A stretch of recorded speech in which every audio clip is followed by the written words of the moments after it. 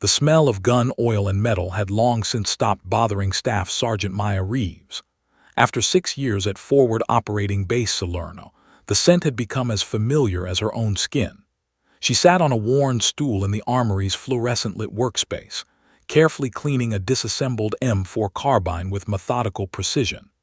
Every spring, every pin, every surface received the same meticulous attention it had for 2,190 days straight. Tuesday. Just another Tuesday in eastern Afghanistan, where the mountains loomed like silent sentinels and the air tasted of dust even in the climate-controlled armory. Maya preferred it this way, predictable, orderly, safe.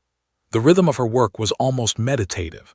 Disassemble, clean, inspect, reassemble, log, repeat. Soldiers came and went, picking up weapons for training or deployment, barely glancing at the woman behind the cage who handed them their tools of war. She'd become invisible, and that suited her just fine. "Eves, you're like a ghost in here," Private Chen had joked last week. "You ever actually leave this place?" She'd smiled politely, signed out his rifle, and returned to her maintenance logs. What Chen didn't know, what nobody knew, was that Maya had chosen invisibility. Before the army, she'd been a competitive shooter, winning state championships, drawing attention and expectations she'd never wanted. The pressure had been suffocating. Here in her armory, she was just a technician. No spotlights, no pressure. No one asking her to be exceptional. The wall clock read 13:47 hours. In 13 minutes, she'd take her afternoon break, grab coffee from the DFAC, and return to finish the quarterly inventory.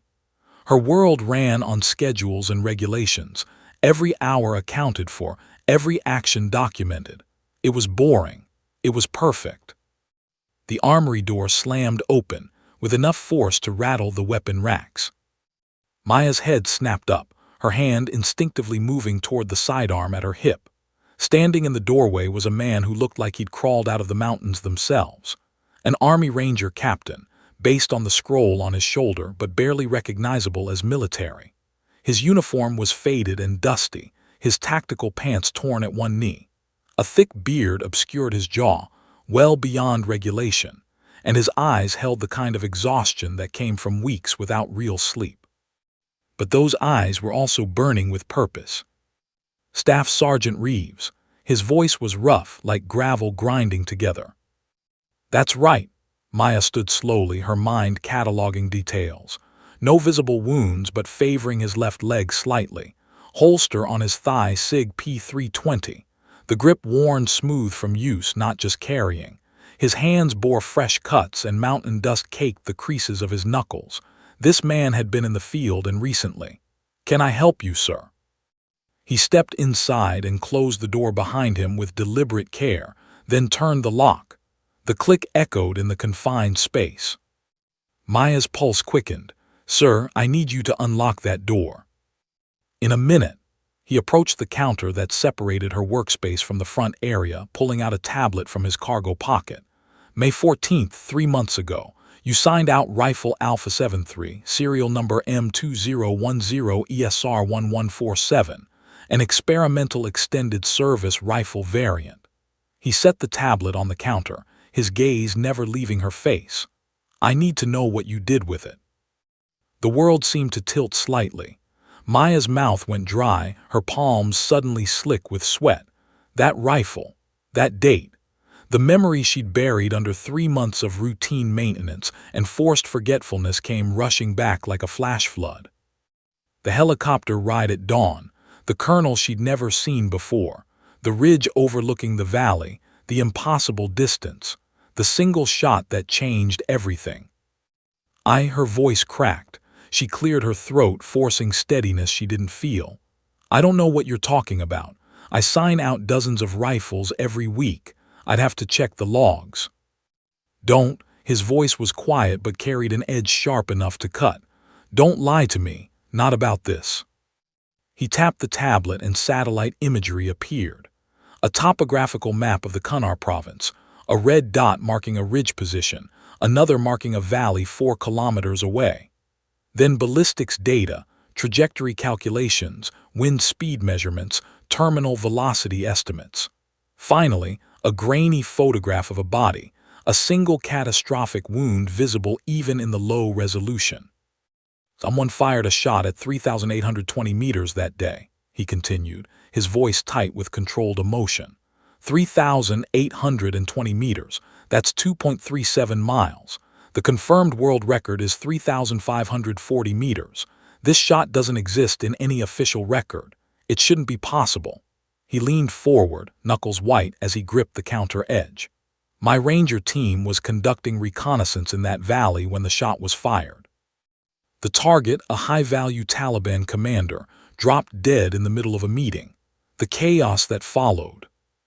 He paused, jaw clenching, working through something painful. My team was ambushed, coordinated, planned. They knew we were there. 3 of my brothers made it out. His voice dropped to barely above a whisper. My actual brother, Sergeant First Class Marcus Webb, didn't. His last transmission mentioned impossible fire from the western ridge before his radio went dead. Maya felt the blood draining from her face. Her hands gripped the edge of her stool to keep from shaking. All she'd known was the target, a shape in a scope, wind calculations, the mathematics of death at extreme distance. No one had told her about rangers in the valley. No one had mentioned collateral operations. She'd pulled the trigger and been extracted within 30 minutes, then immediately debriefed by the colonel with explicit orders. This mission never happened.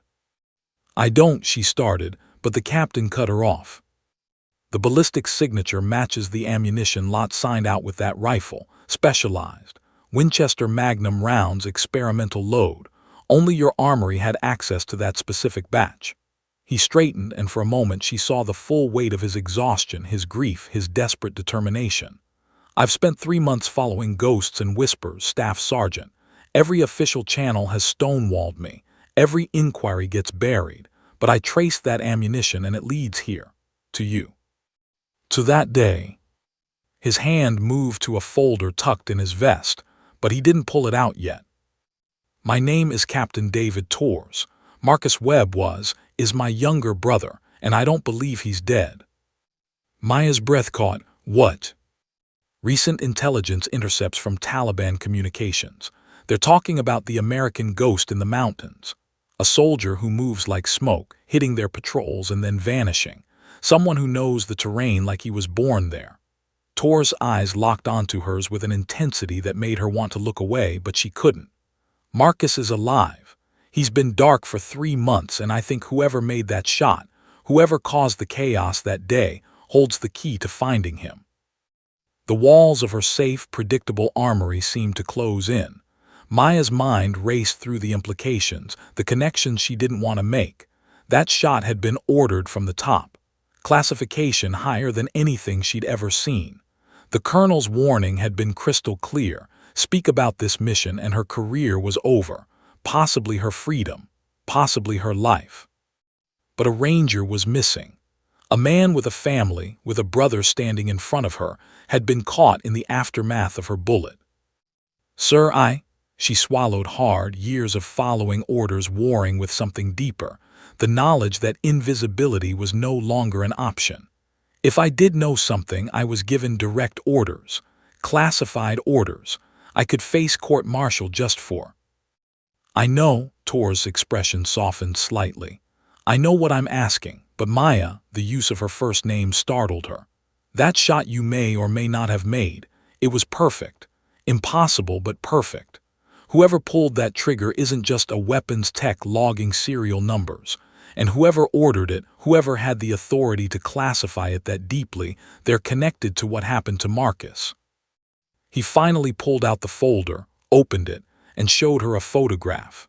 A young man in Ranger tan, grinning at the camera with the easy confidence of someone who'd never met a challenge he couldn't overcome.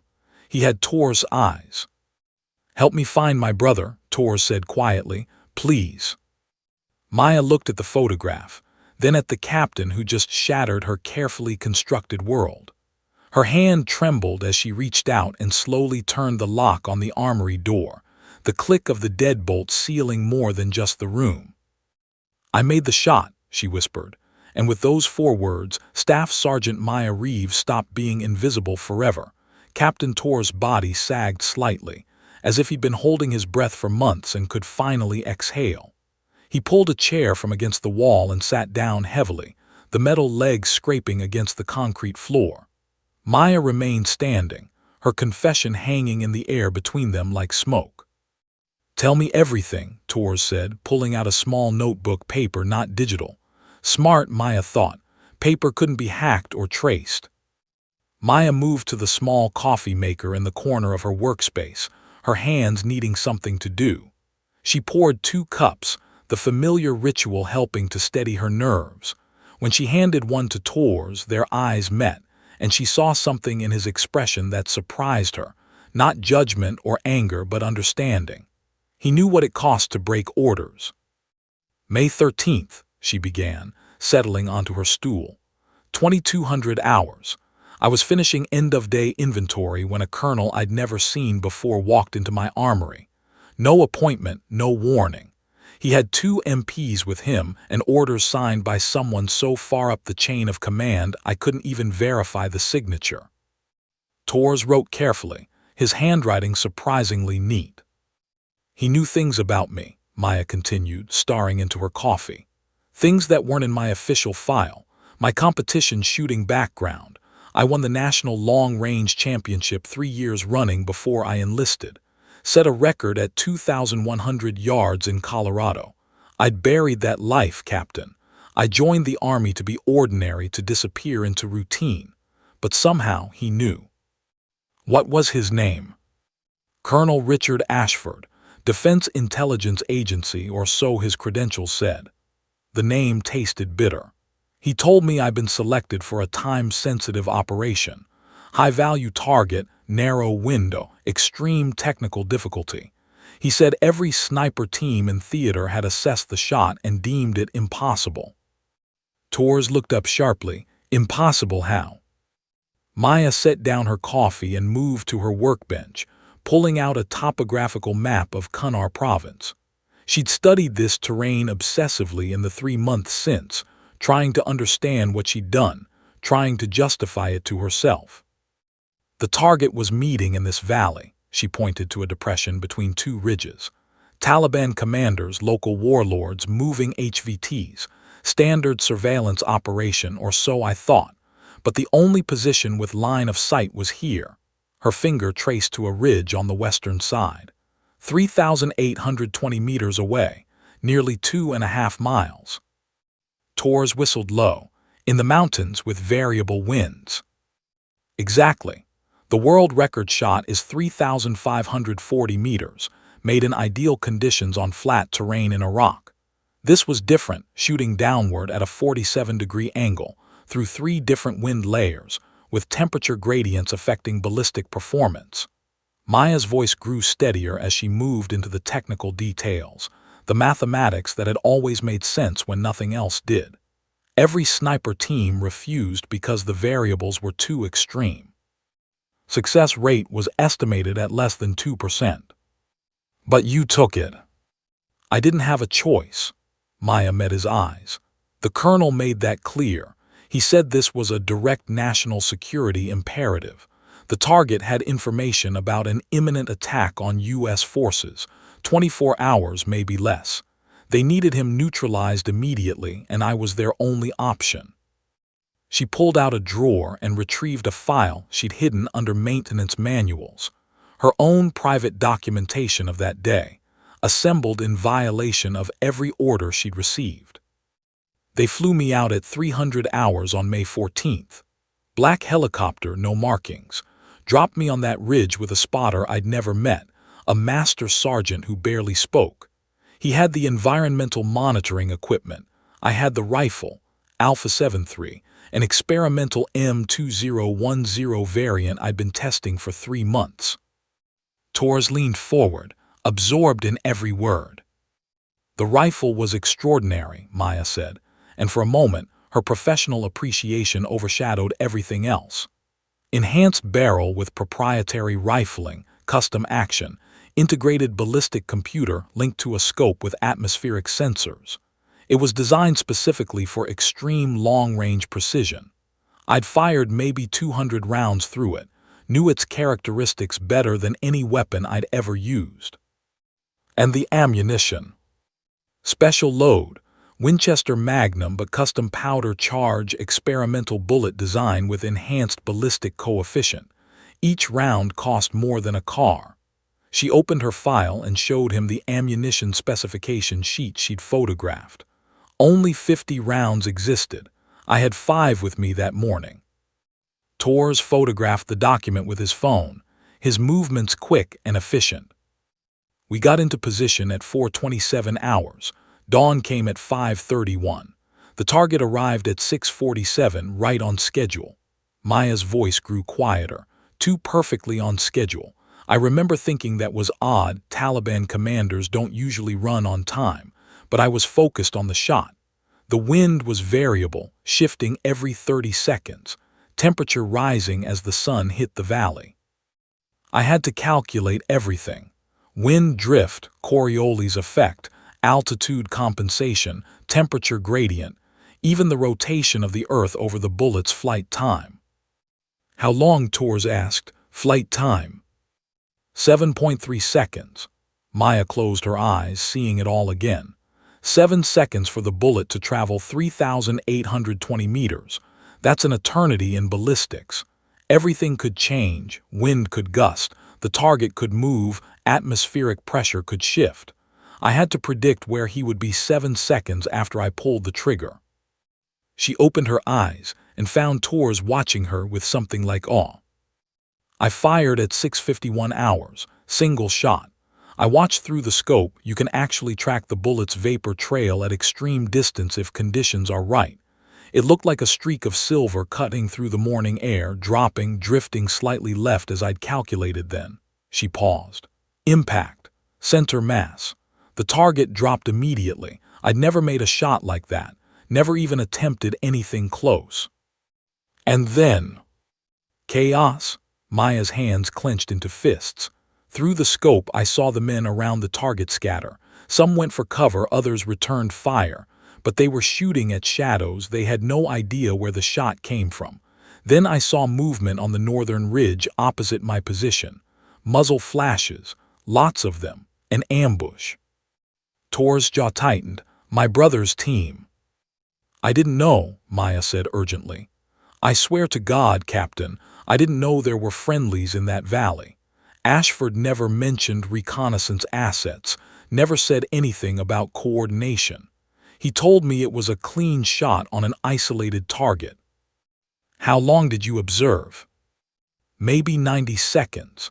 Then the master sergeant packed our gear and we were running for the extraction point. The helicopter was there in 4 minutes. They'd been hovering just over the ridge, rotors hot.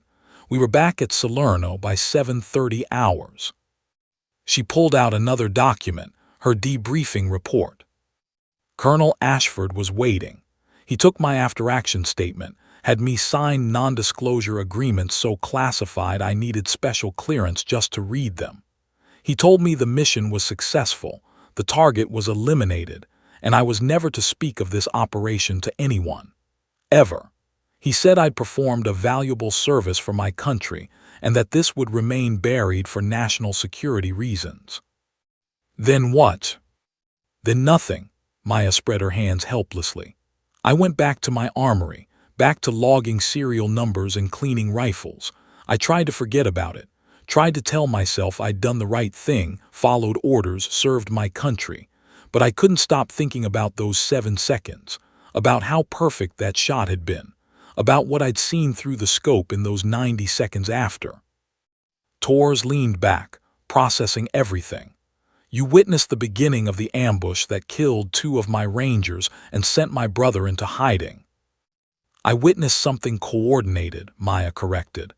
Those Taliban fighters on the northern ridge, they weren't reacting to my shot. They were already in position, already waiting. The timing was too perfect. They knew someone would be watching that meeting. The implications hung heavy between them. You think the ambush was planned, Torres said slowly. You think someone set up your shot specifically to trigger it. I think someone used me as a diversion. Maya's voice was hard now, anger replacing fear. They knew a shot like that would cause chaos, confusion, the perfect cover for an ambush on your brother's team, and they classified everything so deeply that no one could trace it back. Tor stood abruptly and began packing, his limp more pronounced now as adrenaline gave way to exhaustion. Marcus's last transmission. He said, "Impossible fire from the western ridge. He saw your shot. Maybe he even figured out it came from our side." "Which means he knew something was wrong," Maya finished. "He knew the operation was compromised." Tor stopped packing and turned to face her. "3 months ago, my brother disappeared in that valley. Official story, killed in action, body not recovered. But 2 weeks ago, intelligence intercepted Taliban radio chatter. They're terrified of something in those mountains, someone who hits them hard and vanishes. Someone they call the Ghost." He pulled up more files on his tablet, showing her translated intercepts, blurry long-range photographs, incident reports from Taliban sources. "Marcus is alive, Maya. He survived because of the chaos your shot created. It gave him a chance to escape when the ambush hit. But he didn't come home. He went dark, stayed in those mountains. And I think I know why." "Why?" Tor's eyes were cold as mountain ice. "Because he's hunting whoever betrayed his team, whoever set up that ambush, and Colonel Richard Ashford is at the center of it all." Maya felt something shift inside her, the last remnants of her safe, invisible life crumbling away. "What do you need from me?" "Your technical expertise, your knowledge of that rifle, that ammunition, and maybe," Tors hesitated, "maybe another impossible shot when the time comes." Maya thought about the last 6 years of hiding, of being ordinary, of avoiding the spotlight and the pressure. Then she thought about a ranger alone in the mountains, hunting traitors, and a brother who refused to give up on him. "Okay," she said quietly, "let's find Marcus, and let's find out who's really pulling the triggers." Torres moved to the armory door, checked the small window to ensure no one was nearby, then returned to Maya's workspace. From his vest he pulled out a worn folder, the edges frayed from constant handling. Inside were dozens of documents, some official, others clearly obtained through unofficial channels. "I need to show you who my brother really is," Tors said, spreading photographs across Maya's workbench. "Because understanding Marcus is key to finding him." The first photo showed a younger version of Tors standing beside a man who shared his dark eyes but had a leaner build and an easier smile. Both wore army dress uniforms, medals gleaming. This was taken 4 years ago when Marcus graduated Ranger School.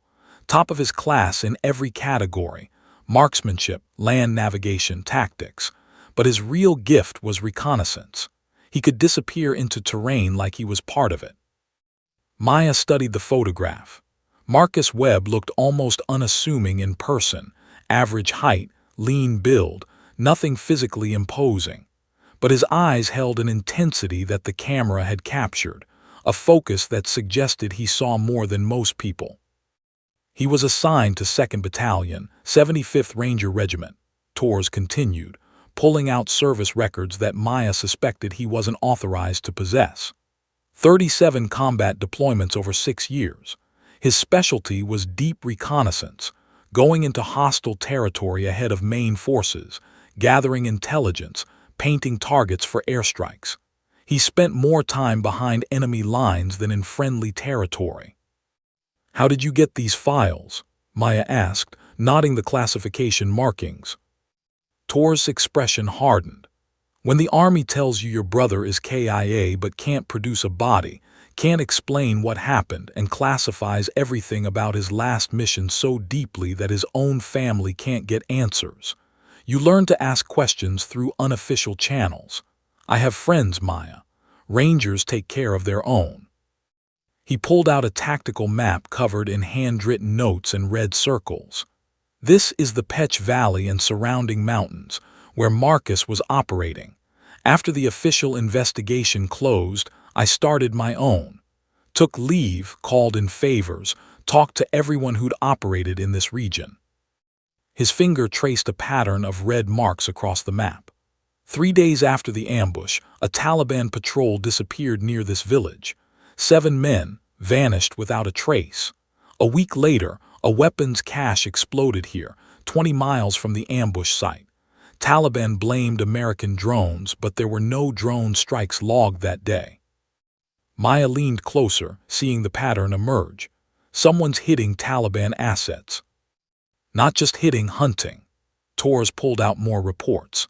2 weeks after the ambush, Taliban commander killed by a single rifle shot, 800 meters through a window in the middle of the night. 3 weeks, IED factory destroyed, 4 bomb makers dead, no American casualties or operations in the area. 4 weeks, local warlord who'd been feeding intelligence to the Taliban found dead in his compound, throat cut, no witnesses. He spread out translated intelligence intercepts, the pages covered in highlighted passages. The Taliban started calling him the Ghost about 6 weeks after Marcus disappeared. Listen to this one, intercepted 5 weeks ago. The American Jinn walks our mountains. He kills from the shadows and vanishes like smoke. Our fighters fear the night because of him. Maya felt a chill run down her spine. That doesn't sound like a man running for his life. That sounds like a man on a mission, Tors finished. Marcus didn't go dark because he was scared or injured. He went dark because he chose to, and I think I know why.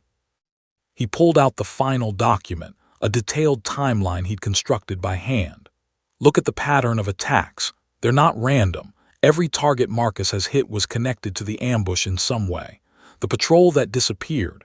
Intelligence suggests they were the advance element that spotted his team and called in the ambush. The weapons cache supplied the ammunition used against his rangers. The commander killed through the window. He coordinated the attack. Maya's mind raced, connecting the dots. He's systematically eliminating everyone involved in what happened that day. Which means he knows it was a setup. He knows someone sold out his team. Tor's voice dropped. And he's gathering evidence while he eliminates the witnesses. But why not come back? Maya asked. Why stay out there alone? Tors met her eyes and she saw the pain behind his determination. Because the betrayal came from inside. Someone with access to classified intelligence. Someone who knew Marcus's team would be watching that meeting. Someone with the authority to arrange your shot as the perfect diversion. If Marcus comes back before he has proof, the traitor will know he's alive and can arrange another accident. This time, permanently. The weight of it settled over Maya like a physical force. She thought about Colonel Ashford, his too-perfect knowledge of her skills, the way everything had been arranged so precisely. You think Ashford is the traitor? I think Ashford is a key player, but he's not working alone. Tors pulled up a personnel file on his tablet. Colonel Richard Ashford, Defense Intelligence Agency. 30 years of service, multiple commendations, clearances so high I can't even verify them. He's operated in this region for 18 months, coordinating intelligence operations across eastern Afghanistan. He swiped to another file. But here's what's interesting. Ashford wasn't always DIA. He started in Army intelligence, then moved to private contracting for 7 years before being brought back in. Those 7 years, he worked for Paladin Solutions, a defense contractor with interests in rare earth mineral mining rights. Maya felt the pieces clicking together. Afghanistan has significant rare earth deposits. Worth trillions, Tors confirmed. And most of them are in Taliban-controlled areas. Now look at the HVT you eliminated, Abdul Karim Nazari. Official file says he was a Taliban commander and weapons dealer, but I dug deeper. Nazari was also a mediator between regional warlords and foreign mining interests. He controlled access to some of the richest deposits in Kunar province. Ashford had him killed to take control of mining access, Maya said, the full picture emerging. Or to eliminate someone who could expose a larger operation. Tors pulled out financial documents, bank records obtained through means Maya didn't want to know about. 3 weeks after your shot, A subsidiary of Paladin Solutions secured mineral rights to the entire valley where Nazari was killed. The deal was brokered through intermediaries, but the money trail leads back to accounts Ashford has accessed. Maya stood and began packing, her mind working through the implications. So Ashford orders my shot, which eliminates Nazari and creates chaos. Meanwhile, he's arranged for your brother's team to be in the valley as witnesses, or maybe as additional targets. The Taliban ambushes the Rangers. Everyone assumes it's just another firefight. Nazari's death gets buried in the confusion, and Ashford's contractors move in to secure the mining rights. Except Marcus survived, Tors said. And instead of coming back, he figured out enough to know he couldn't trust command. So he stayed in the mountains, using his training to hunt down everyone involved, gathering evidence. How are you sure he's even still alive? Maya asked. These intercepts could be about anyone, a holdout American, a contractor, even fiction. Tors' expression softened slightly. He pulled out his phone and played an audio file. Static, then a voice speaking in broken English. American ghost hit our position 3 nights past. One man moving like shadow. He takes nothing, leaves no trace. Only death. The speaker paused, then added something that made Maya's blood run cold. He whispers name of dead Rangers before he kills. He is making judgment for betrayed brothers. The audio cut off. Tors' hands trembled slightly as he put the phone away. That's Marcus. He's alive, he knows what happened, and he's making them pay. But he can't do this forever. Eventually, he'll make a mistake, or Ashford will send enough assets to take him down. I need to reach him before that happens. Maya returned to the workbench, studying the maps and documents spread before them. If Marcus has been hunting these targets systematically, there should be a pattern we can predict. Where does he go next? Tors traced a line across the map. All his confirmed kills have been moving steadily northwest, toward the Pakistan border. At first, I thought he was trying to exfiltrate, but now I think he's following a trail. Each target eliminated reveals the next link in the chain. Which means the person at the end of the chain is whoever ordered the whole operation, Tors finished. The person who betrayed Marcus's team and used you as an unwitting assassin, and I think Marcus has figured out who it is. He pulled out one final document, this one heavily redacted. 2 days ago, I intercepted communications between Ashford and someone operating out of Kabul. The conversation was encrypted, but my contact managed to pull fragments. They're moving assets into position near the border. Heavy assets, contractors, black ops teams, people who can operate without accountability. Maya felt ice in her stomach. They're setting up another ambush. They know Marcus is coming. They're going to finish what they started 3 months ago. Tors looked at her with desperate intensity. That's why I need your help. Not just your technical knowledge, I need your skills. If we're going into those mountains to find Marcus before they do, we might face impossible situations. And you've already proven you can make impossible shots. I'm not a combat soldier, Maya protested, even as part of her knew she was already committed. I'm a weapons technician. I made one shot under controlled conditions with perfect equipment. You made a world record shot that saved my brother's life, even if you didn't know it at the time, Tors countered. And you have skills beyond marksmanship. You understand weapon systems, ballistics, tactics. Marcus will need those skills when we find him. Maya looked down at her hands, hands that had cleaned and maintained thousands of weapons, hands that had pulled one trigger and changed everything. She thought about the last 6 years of hiding, of being safe and ordinary and invisible. Then she thought about a ranger alone in the mountains, betrayed by his own command, fighting a war no one knew about. When do we leave? She asked quietly. Tors allowed himself a small smile, the first she'd seen from him.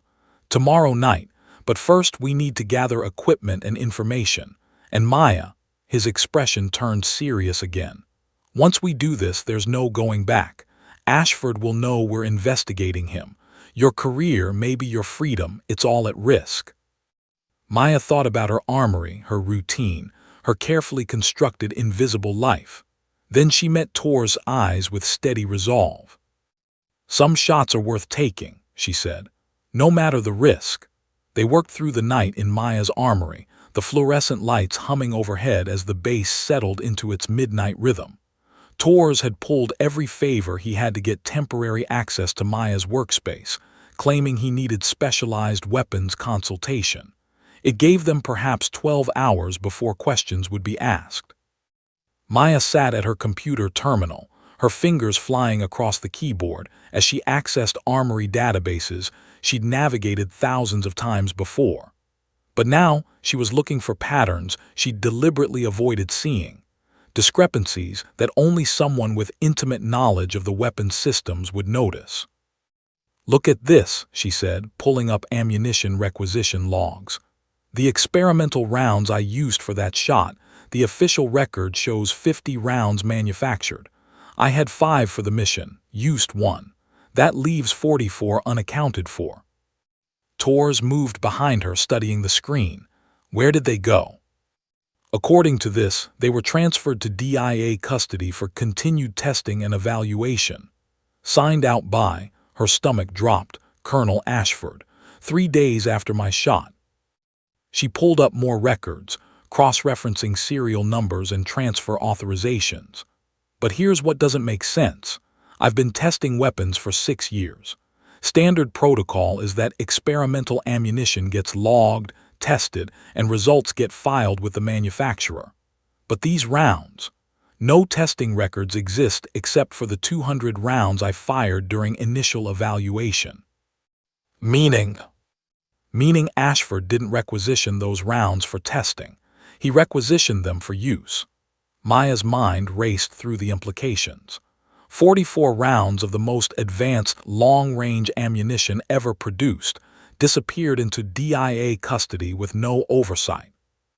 Tors pulled out his notebook, adding this to his growing list of evidence. What could he do with ammunition like that? Maya pulled up the ballistic specifications. These rounds are unlike anything in the U.S. arsenal. The ballistic coefficient is 30% better than standard military ammunition. In practical terms, they extend effective range by almost 1,000 meters and maintain accuracy in conditions that would make normal shots impossible. She rotated her chair to face Tors. With ammunition like this and a competent shooter, you could eliminate targets that are supposed to be safe. Protected sites, fortified positions, anywhere that traditional snipers can't reach. You could conduct assassinations that look impossible, that no one would believe came from a human shooter. "He's building a private arsenal," Tors said, the pieces falling into place. "Not for military operations, for contract work. High-value targets, no questions asked, impossible shots that can't be traced." Maya pulled up another database, requisition orders from across the theater. "It's not just the ammunition. Look at this. Specialized optics, custom rifle components, advanced range-finding equipment. All requisitioned by Ashford or his direct subordinates over the past 18 months. Millions of dollars in equipment, officially for field testing and evaluation." She filtered the data and a pattern emerged. But none of this equipment ever gets returned. No test results, no evaluation reports, no accountability. It just disappears. Tors leaned closer, his eyes scanning the screen. "Can you track where these requisitions originated? Which bases, which units?" Maya's fingers flew across the keyboard, pulling up requisition chains and shipping manifests. What emerged made her blood run cold. 7 bases across Afghanistan and Iraq. But look at the authorization codes. They're all routed through the same 3 people. She highlighted the names. Colonel Richard Ashford, Major Frank Chen, Captain Sarah Vance. "I know Chen," Tors said grimly. "He's DIA, assigned to Kabul, supposed to be running counterintelligence operations, but Rangers have suspected for months that he's dirty. Too many operations get compromised right after Chen's briefed on them." "And Vance?" Army intelligence, stationed at Bagram. She handles logistics coordination for special operations. Torres pulled out his phone and sent a quick encrypted message. I have a contact who can dig into her background. Maya continued digging through the databases and suddenly stopped. Wait, look at this. She pulled up a personnel file. Major Chen signed out 3 of those experimental rifles, including Alpha 73, the one I used 2 weeks before my mission. Official reason: field evaluation by DIA assessment teams. But you had the rifle for 3 months before the shot, Torres said. Exactly, which means Chen's paperwork is backdated. He's creating false records to cover the weapon's real movement. Maya felt anger building, cutting through her fear. They've been running this operation for over a year, using the armory system as a way to funnel weapons and equipment to whoever they're really working for. Tor's phone buzzed. He read the message, his expression darkening. My contact confirms. Vance has offshore accounts receiving regular deposits from a shell company owned by Paladin Solutions. She's been on their payroll for at least 2 years while still drawing Army salary. Maya stood and moved to her weapon racks, pulling out one of the standard M2010 rifles. If they're building a private arsenal, they need shooters, people with skills but who won't ask questions. Or people they can control, Torres added. Like a weapons tech who's been invisible for 6 years, who has the skills but not the recognition. They gave you that shot to test you, Maya, to see if you could perform under pressure and keep quiet after. The realization hit her like a physical blow. I was an audition. And you passed perfectly, which means they'll come back to you. Ashford will have more missions, more impossible shots, each one deniable, each one untraceable. Torres moved beside her. Unless we stop them first. Maya's hands tightened on the rifle. We need more evidence. Something that directly ties Ashford to the ambush, to Marcus's team being compromised.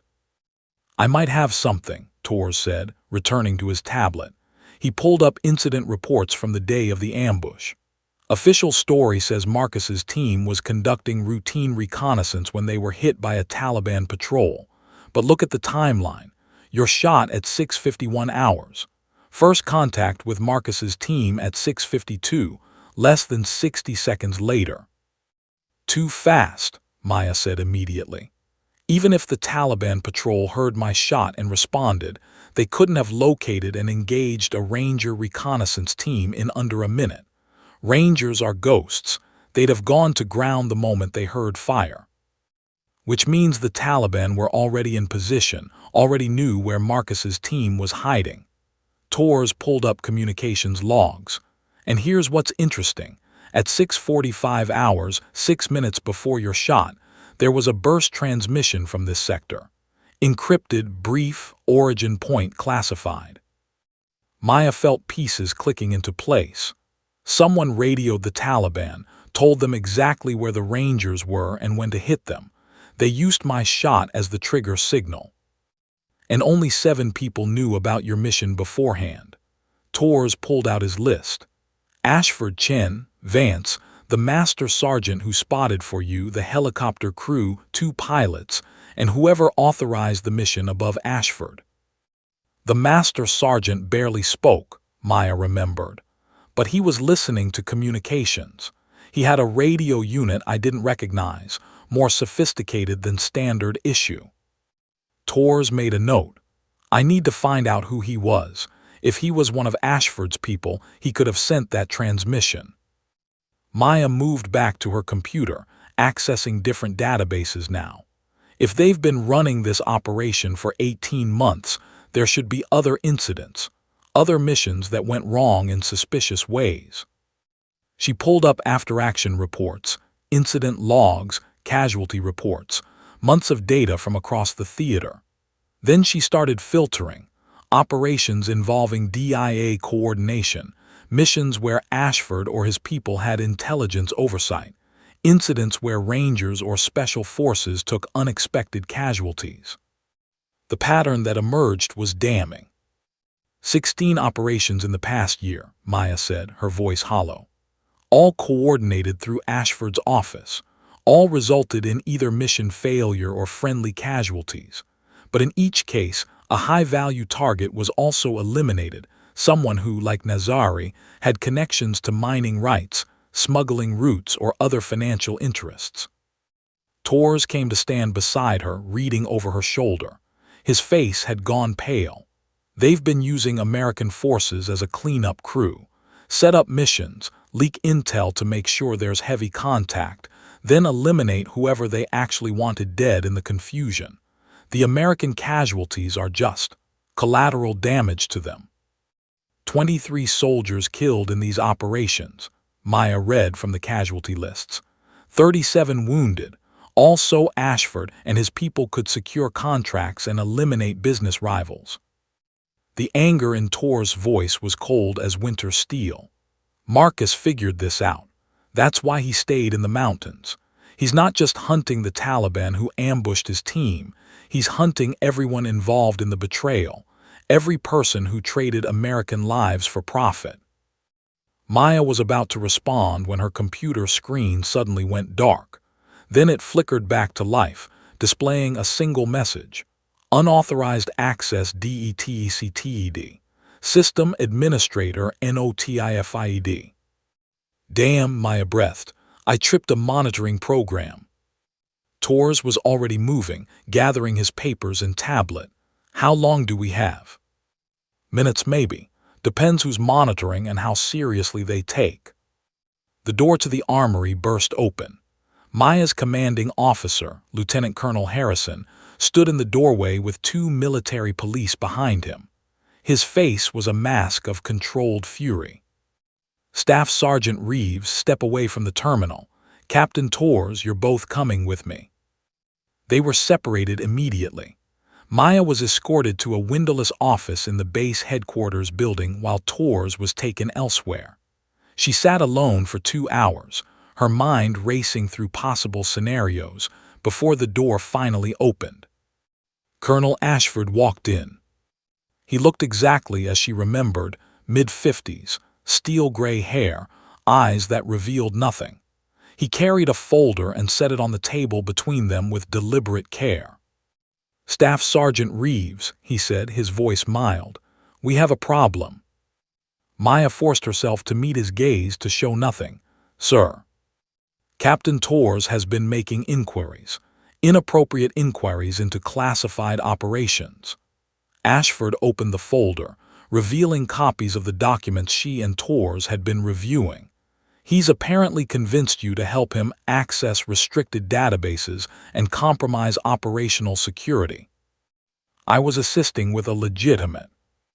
You were violating direct orders, Ashford cut her off. Orders I personally gave you 3 months ago. The mission you participated in was classified at the highest levels. By discussing it with anyone, including Captain Torres, you've committed a serious breach. Maya's heart pounded, but she kept her voice steady. Captain Torres had authorization to consult with weapons specialists. I was providing technical information about ammunition that officially doesn't exist, about operations that are sealed under national security protocols. Ashford leaned forward. Maya, may I call you Maya? I understand Tor's story is compelling. He's looking for his brother and grief can make people desperate. But Marcus Webb was killed in action 3 months ago. This crusade Torres is on. It's just denial and he's dragging you down with him. Then why classify everything? Maya asked, unable to stop herself.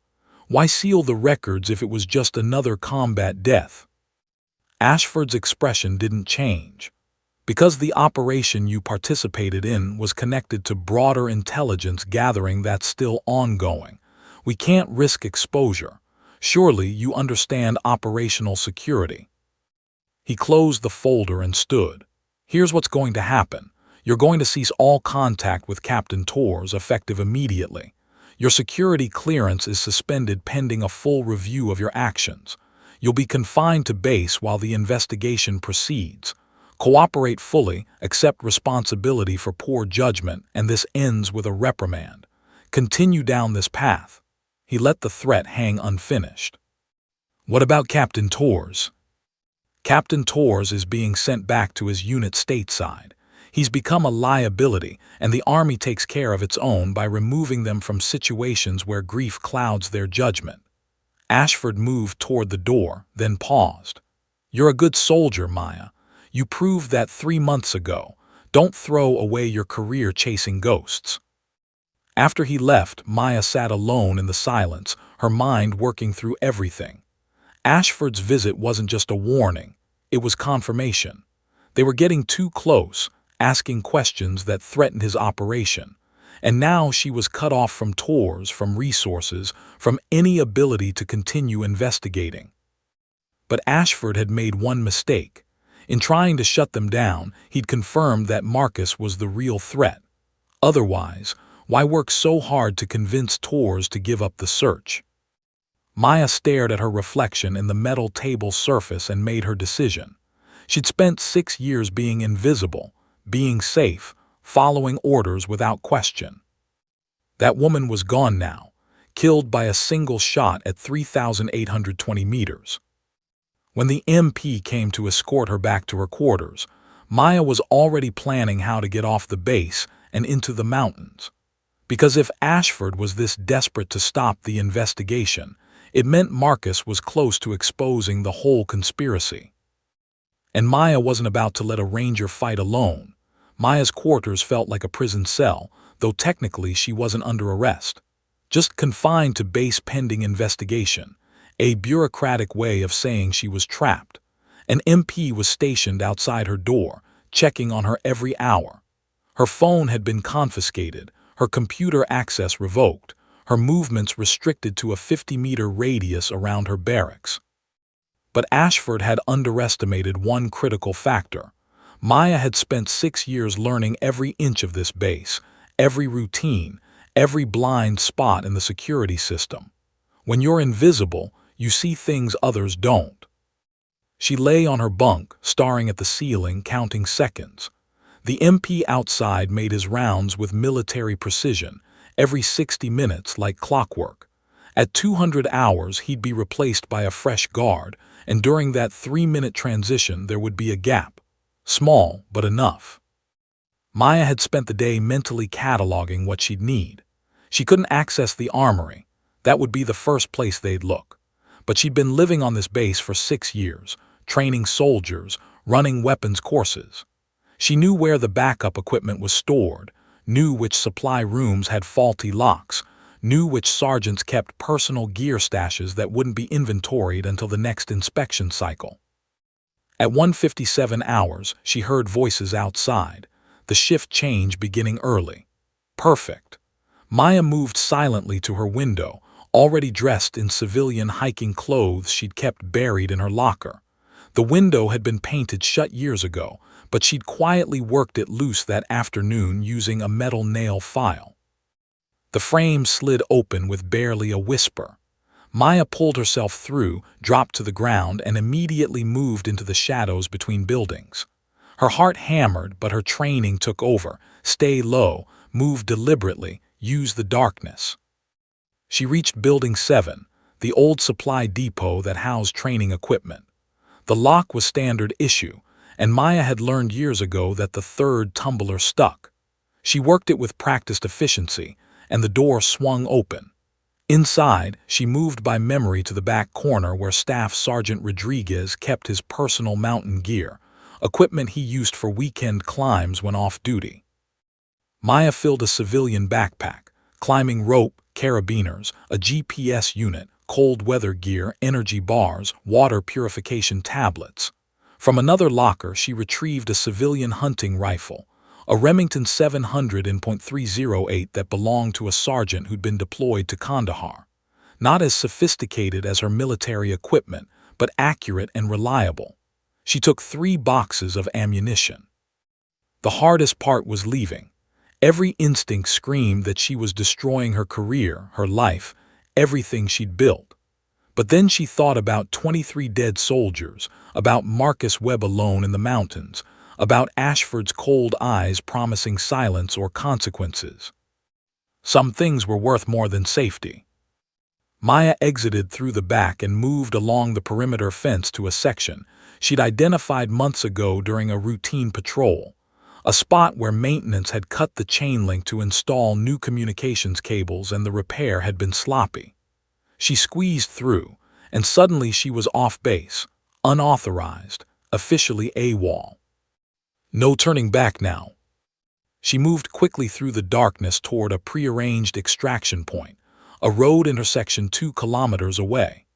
Tors had given her contingency plans during their brief time together, backup options in case they were separated. He'd mentioned a contact, a former ranger who ran logistics for private contractors and owed Tors his life from a mission gone wrong in Helmand Province. Maya reached the intersection at 2:43 hours and waited in a drainage ditch, her rifle across her knees. Every vehicle that passed made her tense, expecting military police, expecting pursuit. But she'd left no trace, no indication of which direction she'd gone.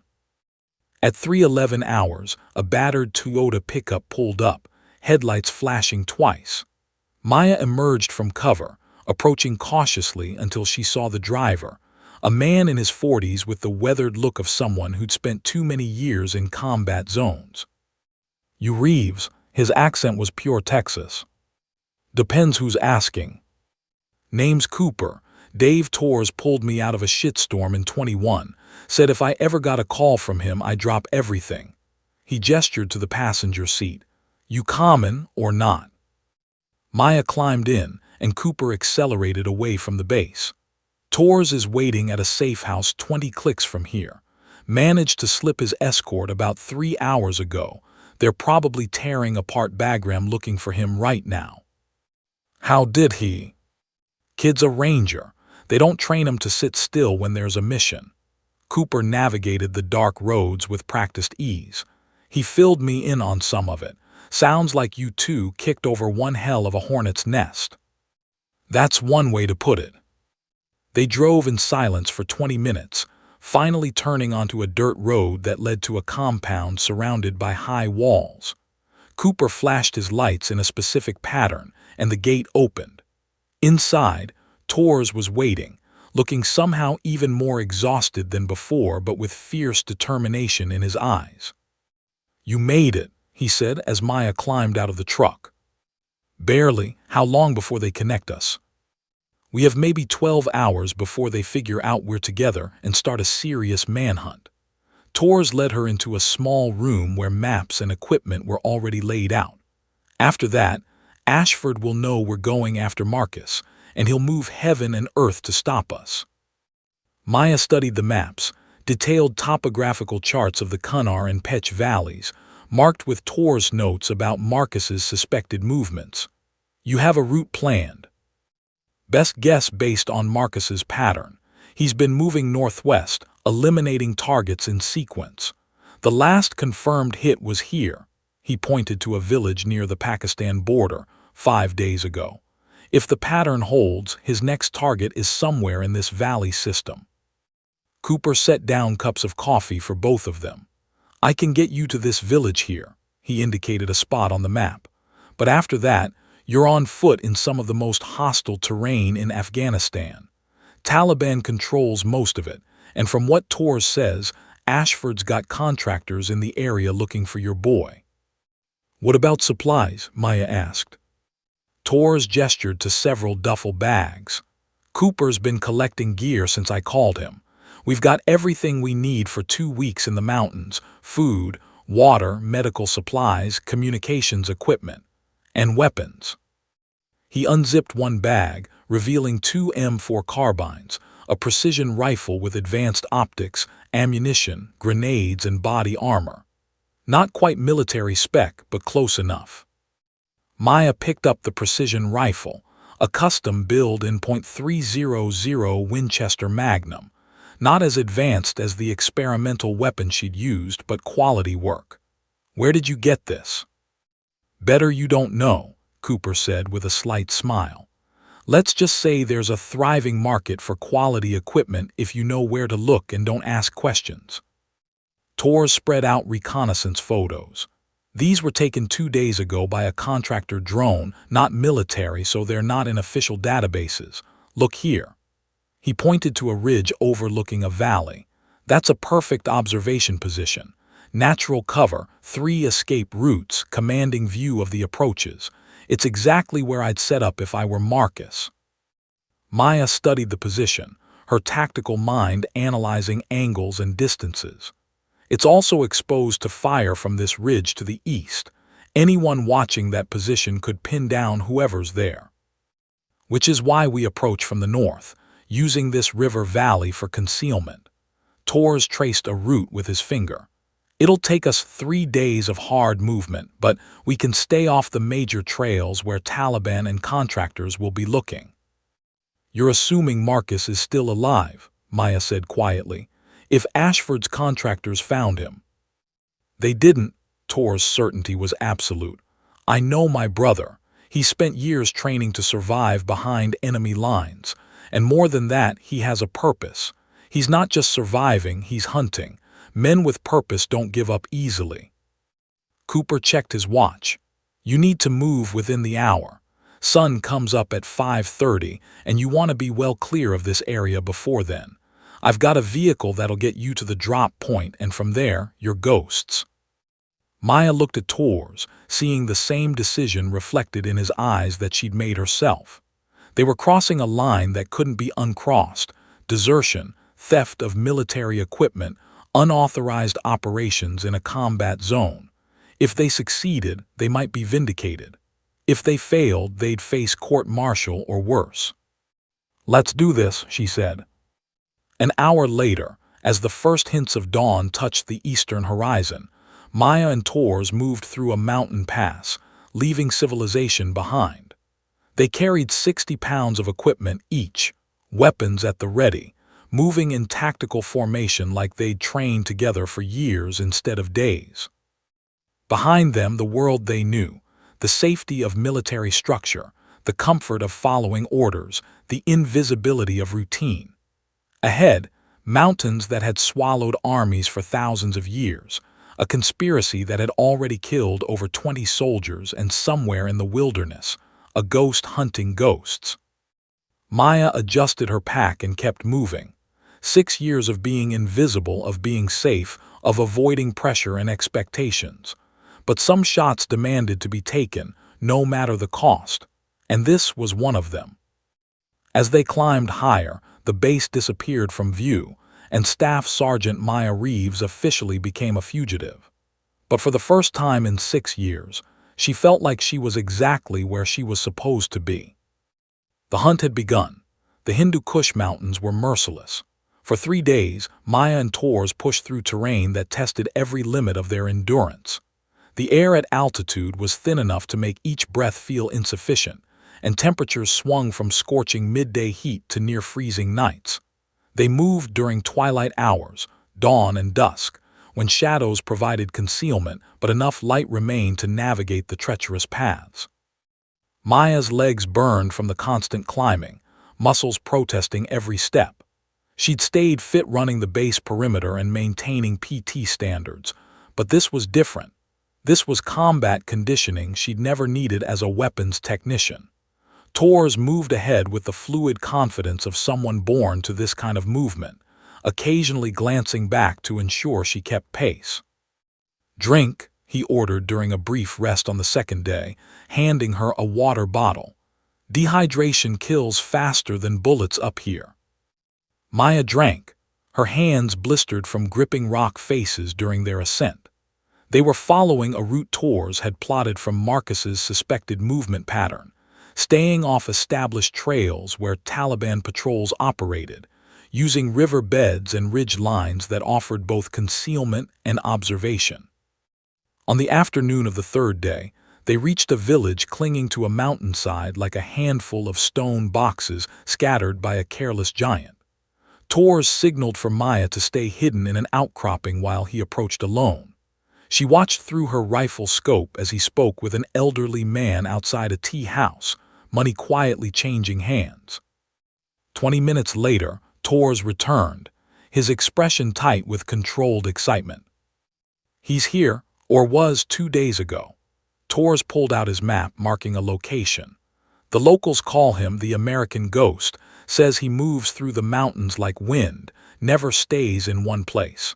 But he's been seen near this valley system, watching a compound used by a man named Hamid Gul.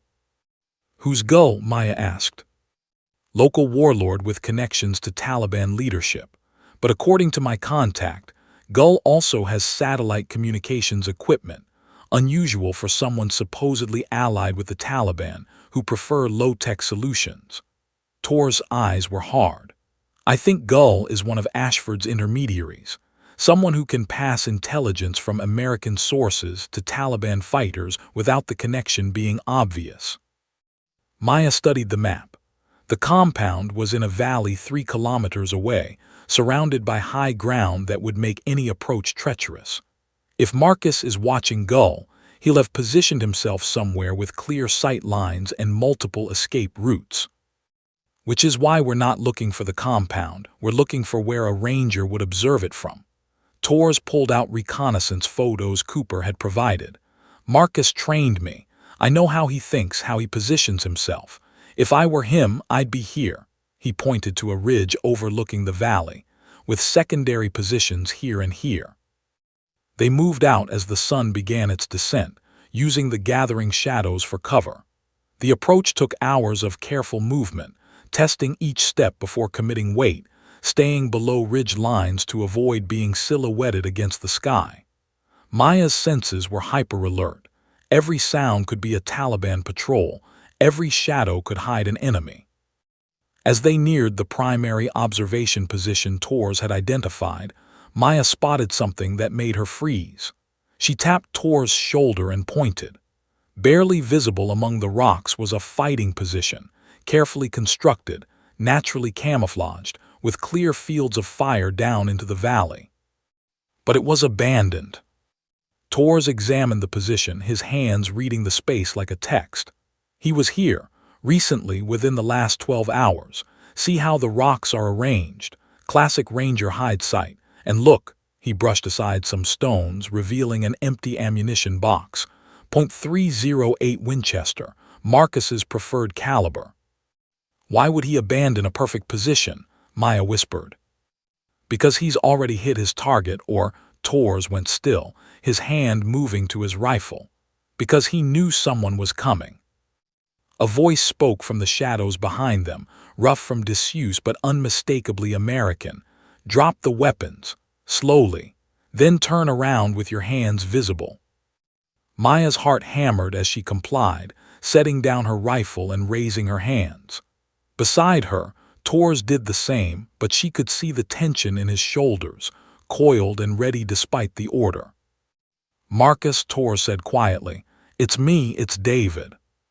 Silence stretched for 3 heartbeats. Then, "Dave, what the hell are you doing here?" A figure emerged from concealment so perfect Maya hadn't seen any sign of it. A man in worn tactical gear, face obscured by a full beard, eyes hollow but burning with intensity. He looked like something carved from the mountains themselves, wild and dangerous. "Looking for you, little brother," Tor's voice cracked slightly. "The army said you were KIA." Marcus Webb lowered his rifle but didn't approach, his eyes scanning the area with paranoid vigilance. "The army says a lot of things. Who's she?" "Staff Sergeant Maya Reeves. She's the one who made the shot that day, the 3,820-meter shot that killed Nazari." Marcus's gaze snapped to Maya, something shifting in his expression. "You made that shot?" Maya nodded, finding her voice. "I didn't know about your team. I was told it was a clean operation, no friendlies in the area." "It wasn't your fault." Marcus's attention returned to scanning their surroundings. "That shot saved my life. When Nazari dropped, the whole valley went into chaos. The Taliban hit us 30 seconds later. They were already in position, waiting. But the confusion from your shot gave me a window. I went over the ridge, rolled down into a ravine, played dead among the rocks while they searched." Torres took a careful step forward. "Why didn't you come back?" "Because someone set us up, Dave. Someone knew we'd be watching that meeting, knew exactly where my team would position ourselves. They arranged the ambush and used that shot as the trigger. Marcus's jaw clenched. 2 of my Rangers died in the first 30 seconds. Jackson and Rodriguez, good men, both of them. And for what? So Ashford could eliminate a business rival. You know about Ashford? Maya asked. I figured it out after a week in the mountains. Stayed hidden, watched, listened. Taliban fighters were celebrating, but they were also confused, said an American colonel had given them the coordinates for the watchers on the ridge. Took me 2 months to confirm it was Ashford. Marcus finally moved closer, his movements still wary. I've been hunting everyone involved ever since. The Taliban fighters who pulled the triggers, the intermediaries who passed the intelligence, the warlords who enabled it. Working my way up the chain. Torres gestured to the valley below. Gull. He's the communications hub. Passes encrypted messages between Ashford and Taliban leadership, coordinates intelligence transfers. I've been watching him for 3 days, mapping his security, identifying patterns. Marcus's eyes hardened. Tonight, I was going to kill him and extract his communications equipment, proof of Ashford's network. We can help, Maya said. We have evidence too, requisition records, financial transactions, testimony about the shot, combined with what you've gathered. It won't be enough. Marcus cut her off. Ashford has protection at every level. He's DIA, which means he operates with minimal oversight. He's been running this network for years, and he's got people embedded throughout the command structure. If I come back now with just testimony and paper trails, I'll disappear into a black site before I can testify. Then what's your plan? Torres demanded. Stay out here forever, killing people one by one until Ashford sends enough contractors to take you down. My plan is to get the one piece of evidence that can't be ignored or buried. Marcus pulled out a battered tablet, its screen cracked but functional. Ashford's been communicating with someone higher up the chain, someone in the Pentagon who's been protecting him. I've intercepted fragments of their communications through Gull's equipment, but I need the full encryption keys to decode them. Those keys are on Gull's satellite system. Maya felt pieces clicking into place.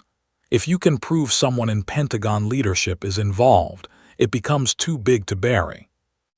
Exactly, but getting to that equipment means going through 24 fighters, sophisticated security systems, and doing it quietly enough that Gull doesn't destroy the evidence before I can extract it. Marcus looked at his brother, then at Maya. Which is impossible for one person, but 3 people with the right skills. We're in, Torres said immediately. Marcus studied them both, and Maya saw the weight of 3 months alone in those eyes, the isolation, the constant threat, the burden of being betrayed by his own command. This isn't a military operation. We have no backup, no support, no extraction if things go wrong. If we're caught, we'll be killed or disappeared. And even if we succeed, we'll all face court-martial. I've been AWOL for 3 days and stole enough equipment to arm a platoon, Maya said. I'm already facing court-martial. Might as well make it count. A ghost of a smile crossed Marcus's face, the first human expression she'd seen from him.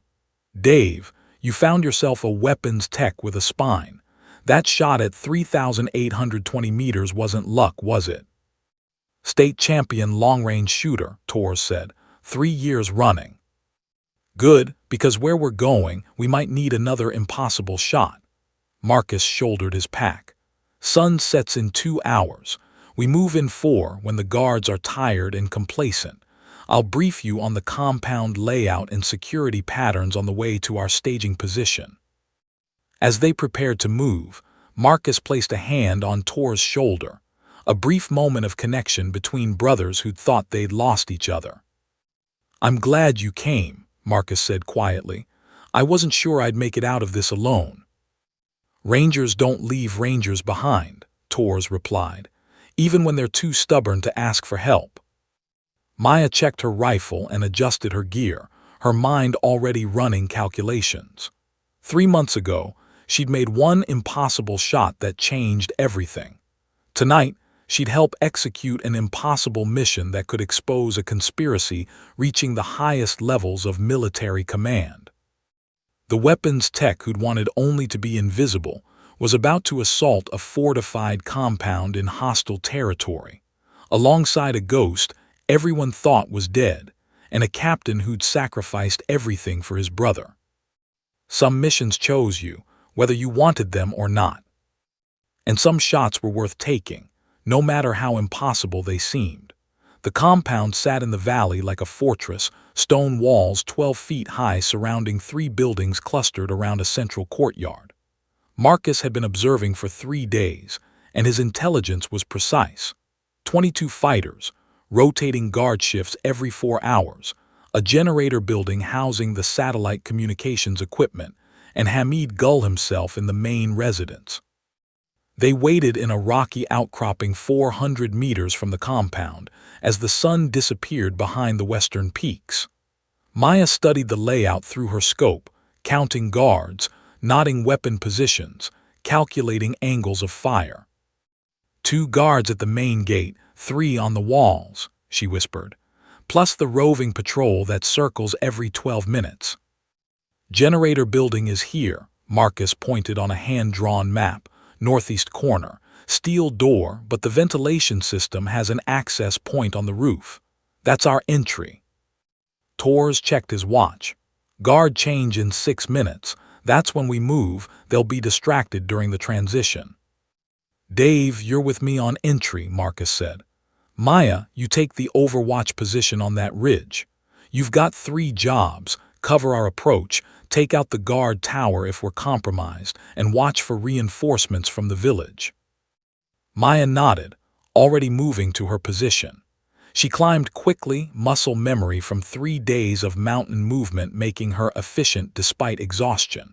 The ridge offered a clear view of the compound and surrounding approaches, perfect for her skills. She settled into a natural depression in the rocks, arranging stones for a stable shooting platform, and extended the bipod on her rifle.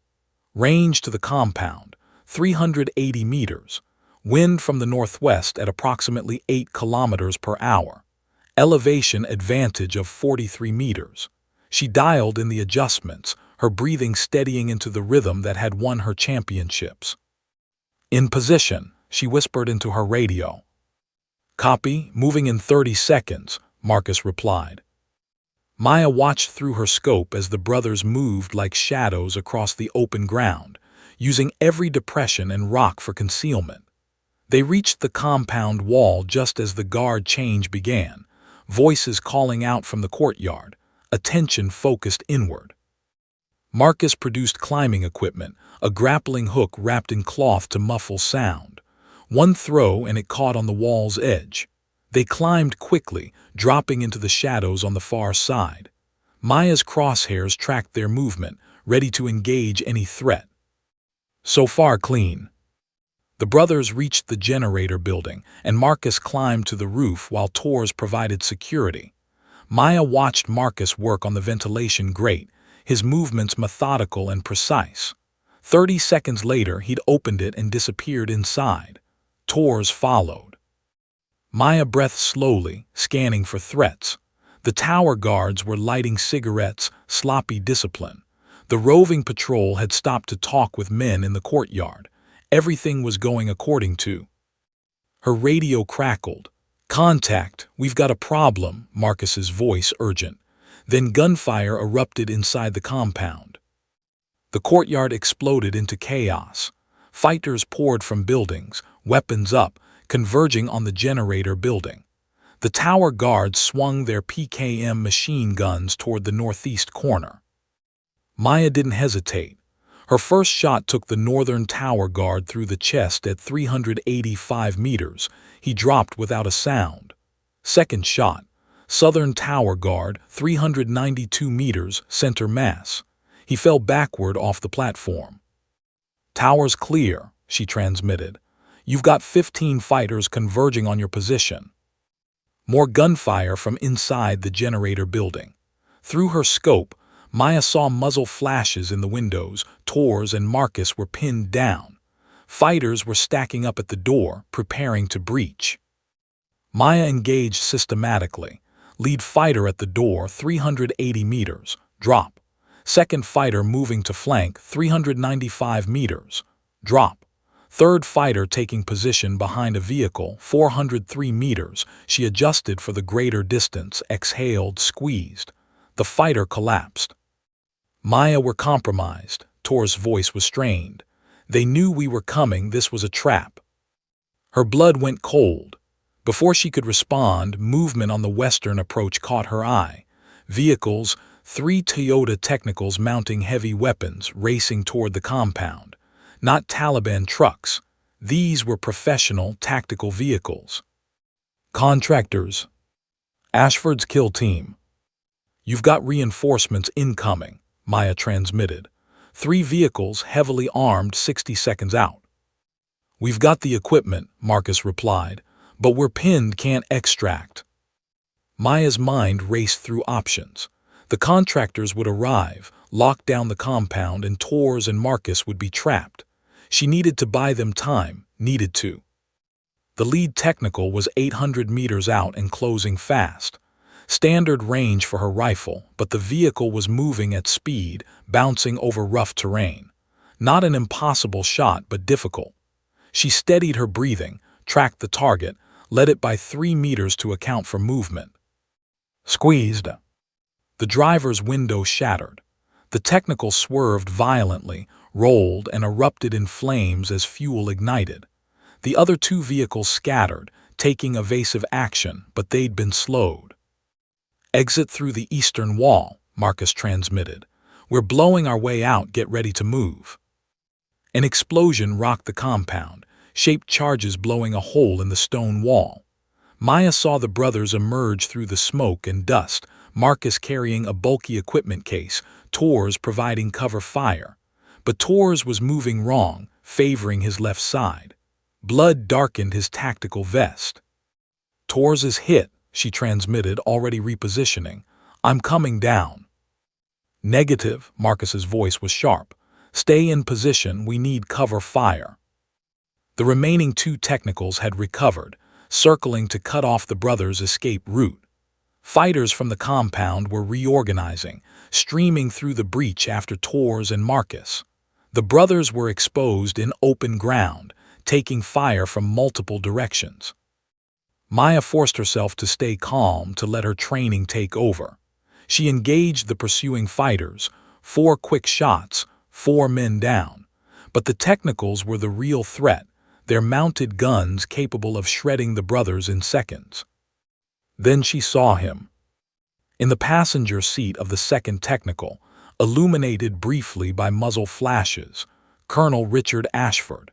He was here, personally overseeing the operation, so confident in his trap that he'd come to witness the elimination of the witnesses himself. The technical was accelerating toward Tors and Marcus, 700 meters from Maya's position and closing. The mounted gunner was traversing his weapon, about to open fire. She had seconds. Maya's world narrowed to the scope, the target, the mathematics of death. 700 meters to a moving target in fading light, wind variable, target bobbing over rough terrain. Not impossible, just improbable. She tracked the technical's movement, predicted its course, calculated lead time. Her heartbeat slowed. Breathe in. Exhale halfway. Hold. The crosshairs settled on Ashford's head, leading the movement by 4 meters. Squeeze. The rifle's report echoed off the mountains.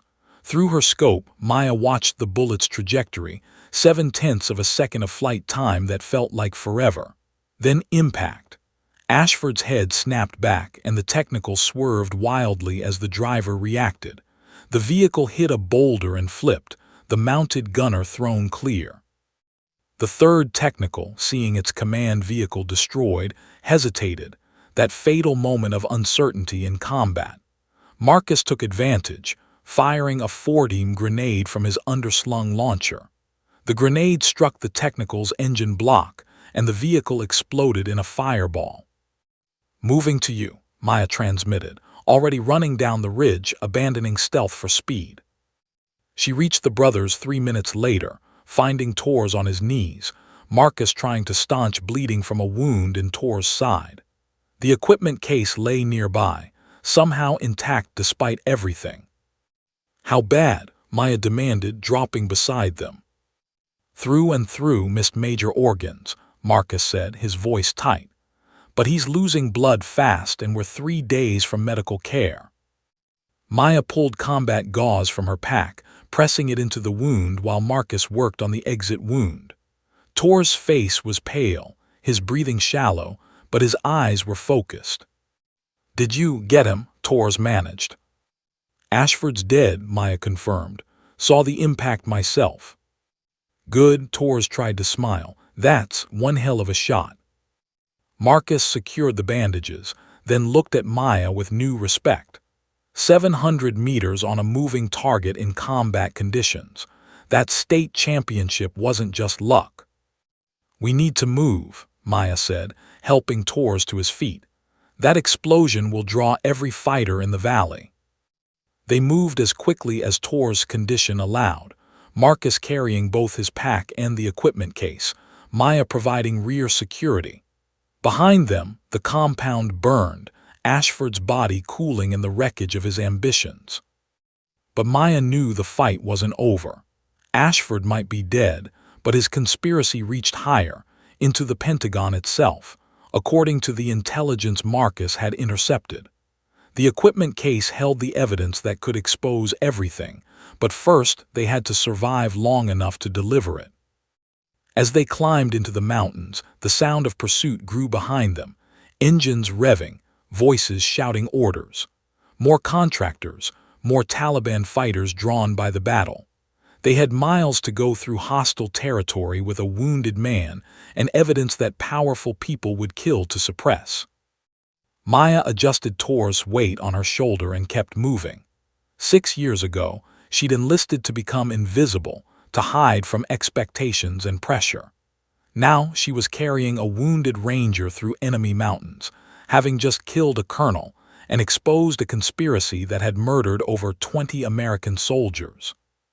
Some transformations happened in an instant, a single shot that changes everything.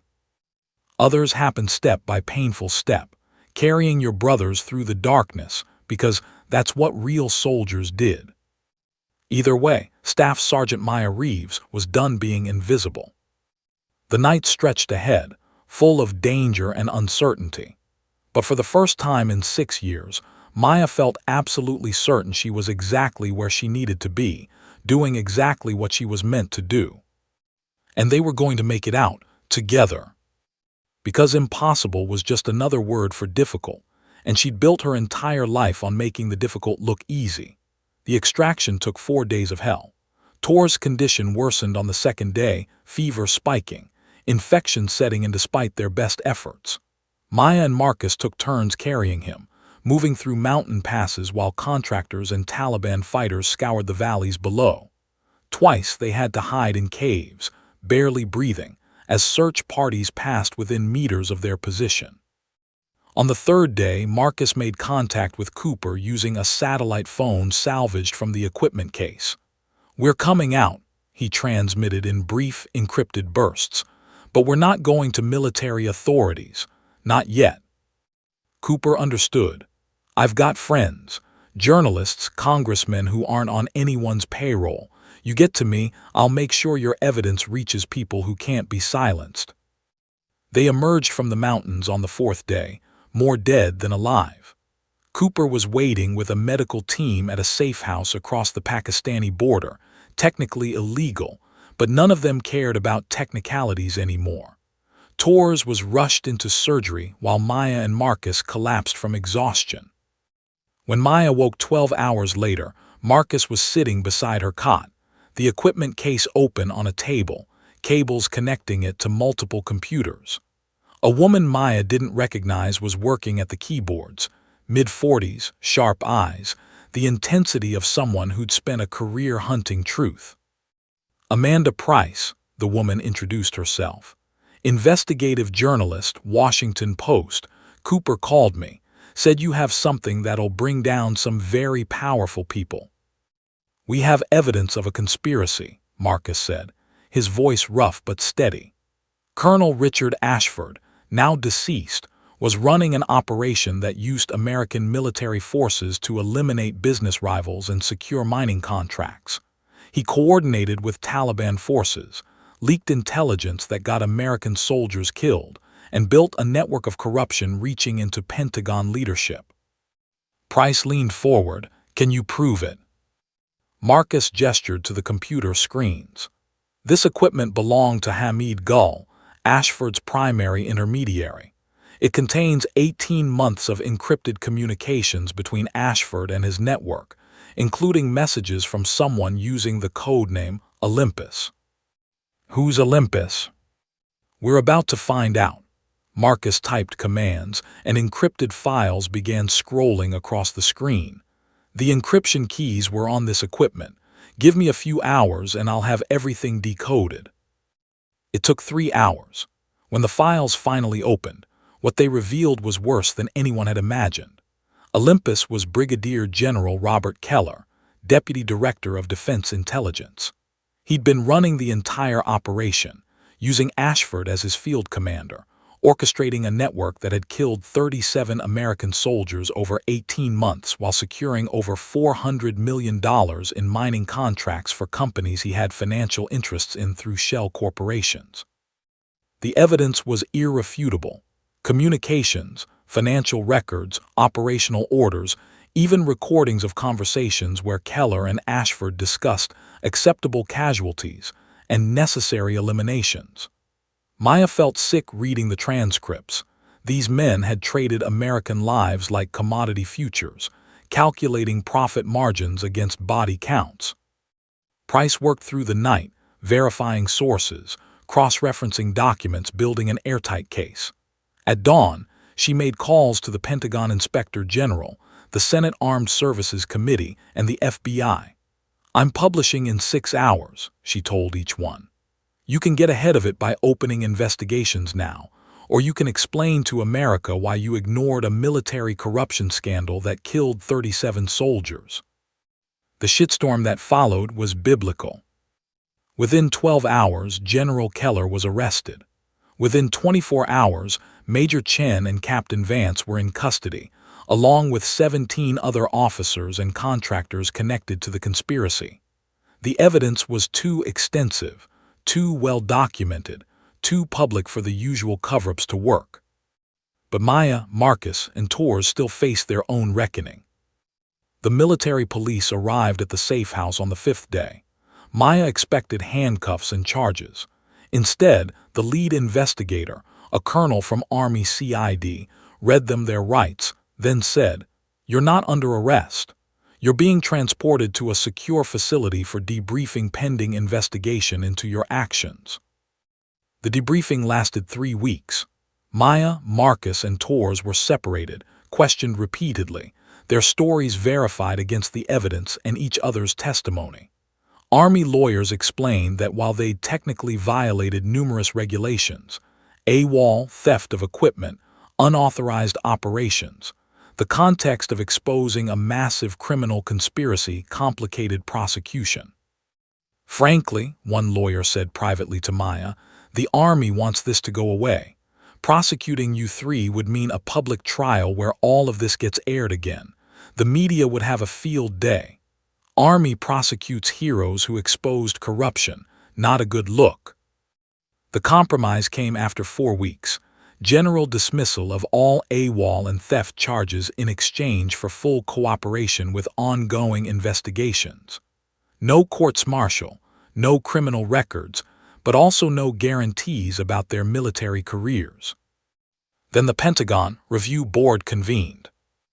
Maya sat in a hearing room, facing a panel of generals and civilian officials. They'd reviewed everything: her service record, the evidence she'd gathered, testimony from Torres and Marcus, the shot that killed Ashford, the entire operation that exposed the conspiracy. General Patricia Morrison, the board chair, studied Maya with keen eyes. "Staff Sergeant Reeves, your service record prior to these events was exemplary but unremarkable. 6 years as a weapons technician, satisfactory performance, no disciplinary issues. Yet you made a world record shot at 3,820 meters, then another combat shot at 700 meters on a moving target. You conducted unauthorized intelligence gathering, went AWOL to pursue a target in hostile territory, and participated in an assault on a fortified compound. That's quite a transformation. Yes, ma'am, Maya said simply. Why throw away a safe, comfortable career? Maya thought about that question, really thought about it. Because I spent 6 years being invisible, ma'am. I was a 3-time national champion long-range shooter before I enlisted, but I buried those skills because I was afraid of expectations, afraid of pressure. I chose safety over purpose. Then I was ordered to make a shot that killed a man and got Rangers ambushed. I couldn't stay invisible after that. Not when I knew the truth. Not when I could do something about it. Morrison exchanged glances with other board members. The shot that killed Colonel Ashford, 700 meters on a moving target in combat conditions. Your after-action report describes it as necessary to protect friendly forces. Some might call it revenge. Some might, Maya acknowledged. I call it justice. Ashford betrayed his country, got 37 soldiers killed for profit, and was personally leading a kill team to eliminate Rangers who discovered his crimes. I took the shot because it needed to be taken. Silence stretched for a long moment. Then Morrison's expression shifted, not quite a smile, but something approaching respect. Staff Sergeant Reeves, this board has reviewed your case extensively. While your methods were unorthodox and technically violated numerous regulations, the result was exposing the largest military corruption scandal in a generation. 37 murdered soldiers have justice because of you. She opened a folder. This board recommends the following. First, full dismissal of all charges related to your unauthorized actions. Second, commendation for valor in combat operations. Third, she looked up, assignment to the newly formed Special Operations Long-Range Precision Division. We're building a unit that combines technical expertise with operational capability, people who can think and shoot. We need soldiers who understand that sometimes the rules exist to be broken in service of larger truths. Maya felt tears threatening but held them back. Ma'am, I'm honored, but I'm just a weapons tech. No, Morrison said firmly. You were a weapons tech who was afraid to be more. Now you're a soldier who proved that technical expertise and combat capability aren't separate skills, they're complementary. And we need more soldiers like you. The assignment came through 2 weeks later. Maya reported to a classified facility where she found herself among an elite group, former snipers, intelligence specialists, engineers, all selected for their ability to solve problems that standard military doctrine couldn't address. Her first day, her new commander, a quiet colonel with Ranger tabs, laid out the mission. We handle situations where impossible is the starting point. Long-range precision operations, technical intelligence gathering, missions where thinking matters as much as shooting. Your job is to train the next generation and lead operations when called upon. Marcus received the Silver Star and was returned to active duty with the Rangers. His death, officially explained as a classified deep-cover operation. Torres was promoted to Major and assigned to the same unit as Maya, his experience and dedication earning him a leadership role.